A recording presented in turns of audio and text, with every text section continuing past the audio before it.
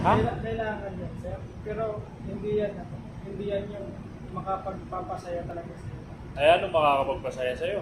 Yung maging kontento ka lang. Kontento sa... Sa bagay na kung anong meron, pag may darating, pasalamatan. Pag wala, salamat pa rin. Ganun lang yun, sir. Ay, paano kung alam mo kung paano kumita ng malaking pera, hindi mo pa rin...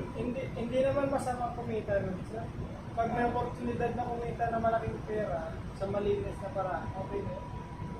Eh, malinis naman na paraan yun. Kasi nag-viral ka nga, ginaya mo si Pura ba yun? Sino ba yun? Hindi naman yun dapat, sir. Kaya, Maling madali pa paraan. lang. Anong maling paraan? Social media standards, sir. Oh, di ba? Sinabi Yun mo yung yun, ha? umiikot ngayon, sir. Ha? Yun yung nagpapatakbo ng mundo. Ano? Social media. Kaya hindi dapat. So,